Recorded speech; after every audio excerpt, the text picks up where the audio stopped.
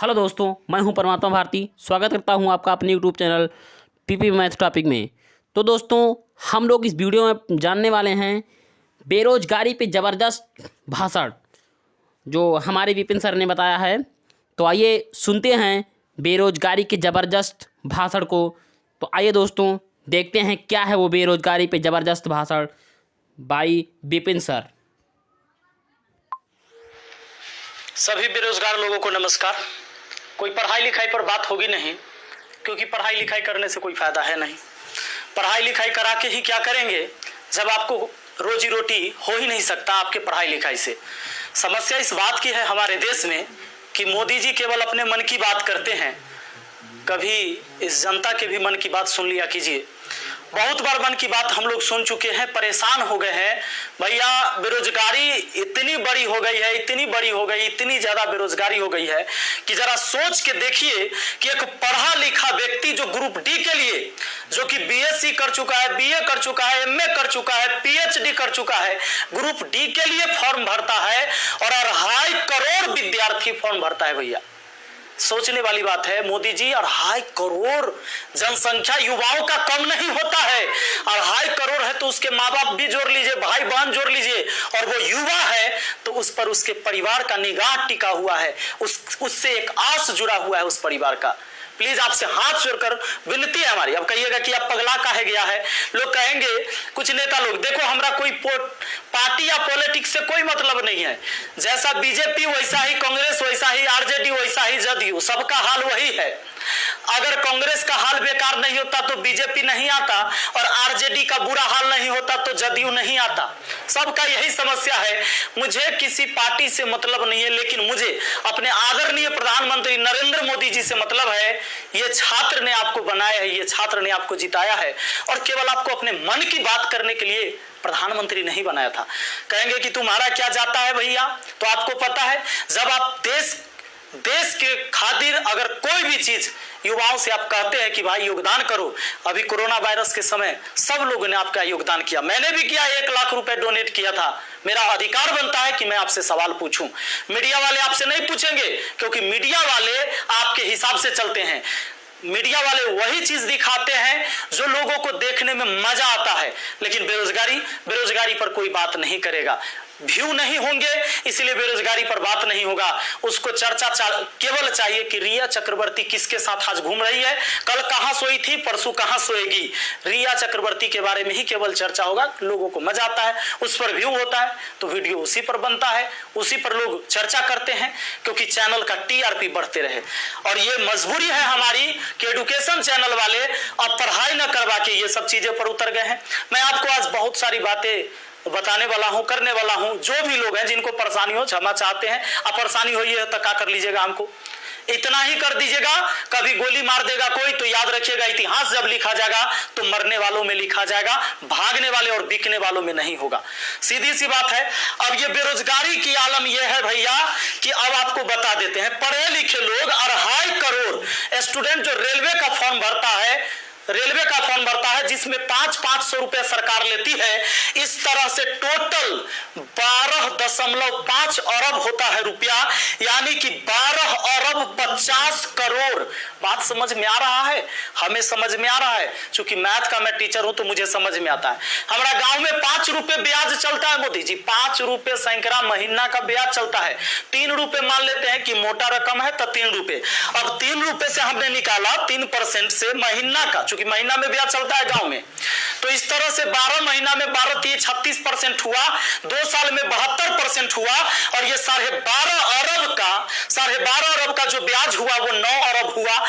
2 साल आप लटका दिए रेलवे वाला फॉर्म भरवा के लड़का सबको 500 रुपया लेके। अब आप कहिएगा कि एग्जाम के बाद तो हम पैसा लौटा देते हैं, लेकिन बात यहां यह है कि पैसा तो आप लौटा दीजिएगा, 100 रुपया रख लीजिएगा, 400 लौटा दीजिएगा, लेकिन 2 साल में आपने बिजनेस कर लिया है 9 अरब का।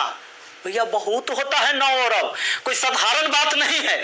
अब देख लीजिए, आप कहेंगे कि इतना बकर बकर कर रहे हैं, भाई गरीब आदमी है। जब मेरे अकाउंट में केवल 1,23,000 रुपया था ना, तो 1 लाख रुपए हम पीएम केयर फंड में दिए थे। काहे जानते हैं कि कोरोना से लड़ाई लड़िएगा ना, तो कोरोना से लड़ाई लड़िएगा तो देश हित में ही पैसा जाएगा।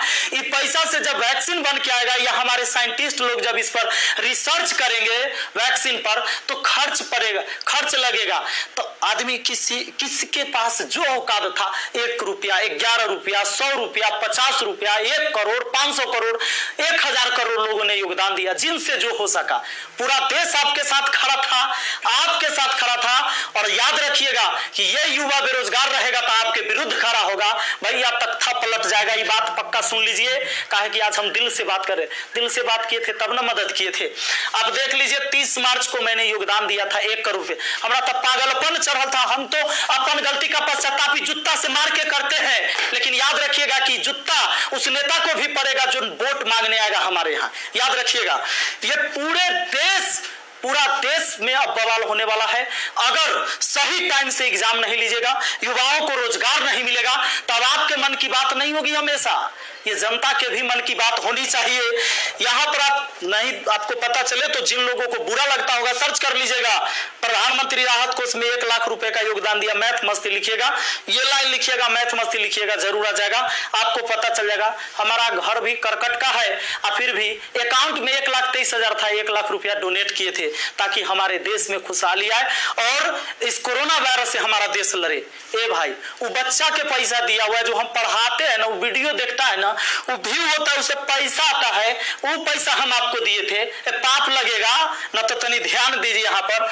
ये देखिए, कहते हैं कथी कि स्थानीय खिलौने बनाकर आत्मनिर्भर भारत बनाइए। खिलौना तो हम बनल है, जैसे मन होता है आप खेल रहे हैं, जो आप कह रहे हैं लोग वही कर रहा है। अब हम कौन खिलौना बने? खिलौना तो जनता बन चुका है आप लोगों का। यह हमारे मोदी जी थे, ये हमारे नीतीश बाबू हैं। इनका चाल सुनिएगा, इनका चाल क्या है। अभी जब चुनाव आने वाला है तो बिहार पुलिस के बहाली निकाल देंगे। बिहार पुलिस के बहाली निकाल देंगे तो भारी संख्या में एग्जाम को करवा लेंगे, रिजल्ट नहीं देंगे। अब एग्जाम दे के लड़का फसल है कि अगर नीतीश जी नहीं आते हैं तो फिर आगे रिजल्ट नहीं आएगा, कोई ना कोई बवाल। चूंकि बिहार में कोई एग्जाम जो है ये ना है कि साफ सुथरा से हो। आप देख रहे हैं बिहार एसएससी का एग्जाम कितना साल में हुआ है। आदमी बूढ़ा गया, जवानी में दिया था एग्जाम और रिजल्ट आते थे बूढ़ा जाएगा। अब चूंकि बिहार में एग्जाम ऐसी होता है, तो ये क्या होगा कि रिजल्ट होगा चुनाव के बाद मजबूरन फिर नीतीश कुमार जी को चुनेंगे। शिक्षक के बहाली आ जाएगा, बिहार पुलिस के बहाली आ जाएगा, सारे बहाली, दरोगा, सब के बहाली आएगा। ये कब होगा? चुनाव के टाइम में भैया। तो नीतीश जी का जो ये था, इसमें इन्होंने कहा कि नल जल का रख रखाव करने के लिए वार्डों को 2-2 हजार रुपया मिलेगा। हे प्रभु, ये 2-2 हजार कहला दे रहे हैं, नल जल के दशा दिखा दें।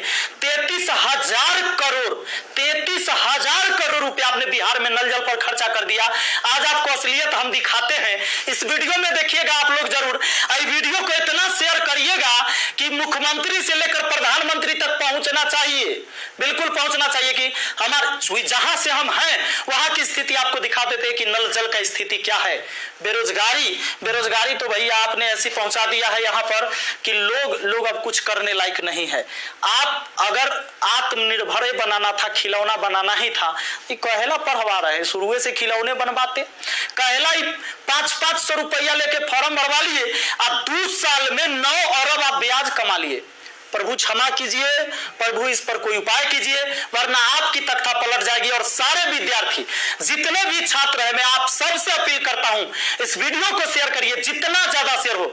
और सारे एजुकेशन चैनल वाले जितने भी, चूंकि आपके मीडिया नहीं दिखाएगा, विद्यार्थी का दर्द कोई नहीं समझ पा रहा है, वो वही चीज दिखाएगा जो सरकार चाहती है। हमारे सारे भाई बंधु जितने भी वाईफाई स्टडी एग्जामपुर है, अभिनव शर्मा है, राकेश यादव सर है, जितने भी लोग हैं जो भी वीडियो बना रहे हैं बहुत अच्छा कर रहे हैं, सभी को हाथ जोड़कर तहे दिल से मैं धन्यवाद देना चाहूंगा।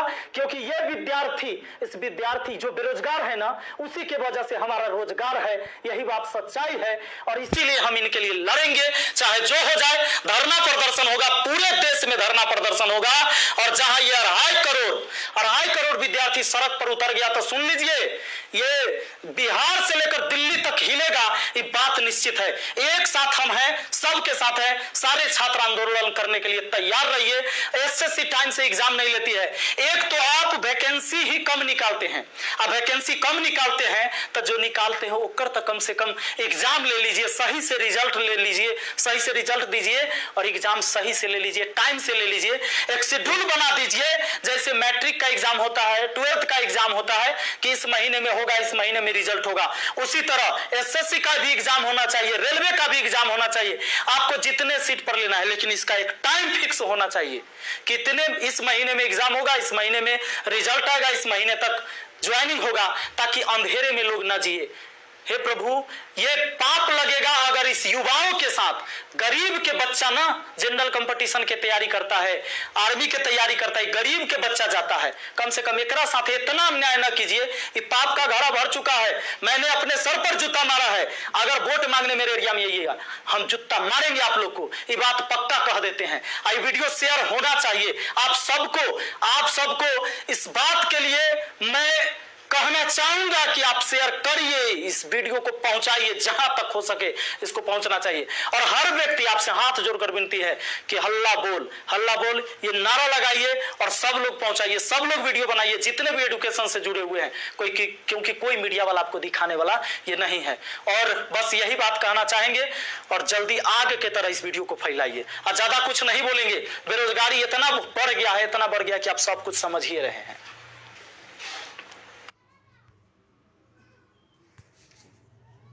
तो दोस्तों, आप लोगों ने देखा कि हमारे मैथ मस्ती के सर विपिन सर ने कितने ही धाकड़ जो भाषण दिया है। तो दोस्तों, बने रहिए ऐसे वीडियो के साथ। मिलते हैं अगले वीडियो में दोस्तों, तब तक के लिए जय हिंद, जय भारत।